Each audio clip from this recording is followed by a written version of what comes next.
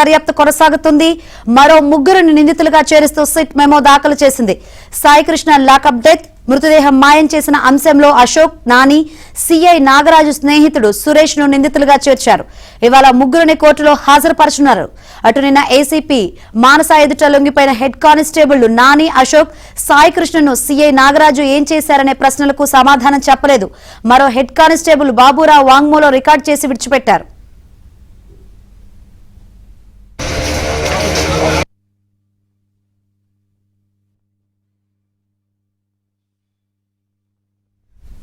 సాయికృష్ణ కేసులో కీలక సాక్షుల నుంచి సిట్ అధికారులు వివరాలు సేకరిస్తున్నారు. సాయికృష్ణకు కృష్ణలంకకు చెందిన ఆర్ఎంపీ డాక్టర్ తో వైద్యం చేయించినట్లు గుర్తించారు.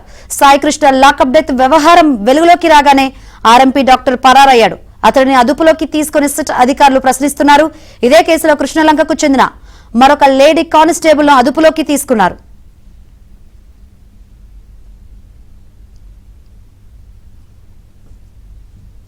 సిట్ దర్యాప్తు సంబంధించి మరిన్ని వివరాలు అందించేందుకు మా ప్రతినిధి ప్రసాద్ సిద్ధంగా ఉన్నారు. Yes Prasad. Shankari Saikrishna lockup death కేసులో సిట్టు విచారణను మరింత వేగవంతం చేసింది.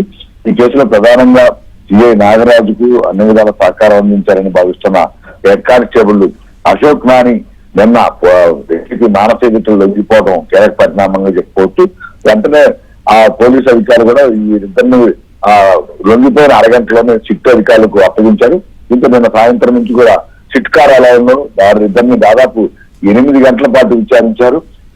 మార్కాపురం నుంచి ఇక్కడ టాస్క్ ఫోర్స్ పోలీసులు కృష్ణ పోలీస్ స్టేషన్ లో అప్పచెప్పిన తర్వాత జరిగిన పరిణామాలకు సంబంధించి పదే ప్రశ్నించారు. అంతేకాకుండా లాకప్ డెత్ లో ముచ్చెందిన తర్వాత ఈ సాయికృష్ణ మృతదేహం ఏమైందనే అంశాలకు సంబంధించి అనేక కోణాల్లో విచారించారు.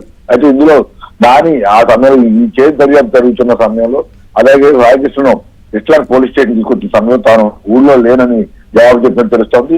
అది ఇప్పుడు కేవలం అశోక్ చుట్టూనే మొత్తం ఈ వ్యవహారం నడుస్తోంది. తప్పకుండా ఈ డెడ్ బాడీ మాయం మిస్టరీ కనుక అశోక్ తప్పకుండా ఉండి ఉంటారు. లేదా కీలక సమాచారం అని అతనికి తెలిసి ఉంటుందని భావిస్తున్నప్పటికీ నాగరాజు తరహాలోనే ఆయన కూడా చాలా అంశాలకు సమాధానం చెప్పకుండా మౌనం వహించారని కూడా తెలుస్తా ఉంది. దీంతో ఇప్పుడు కోర్టులో హాజరుపరిచి మళ్ళీ నాగరాజు తరహాలను ఇతను కూడా కస్టడీలో తీసుకోవాలని కూడా భావిస్తా ఉన్నారు. ఈ రోజు ఇప్పటికే మరోవైపు నాగరాజు ప్రైవేటు వ్యక్తిగా భావిస్తున్న సురేష్ ను కూడా మనం 2 రోజుల నుంచి విచారిస్తున్నారు.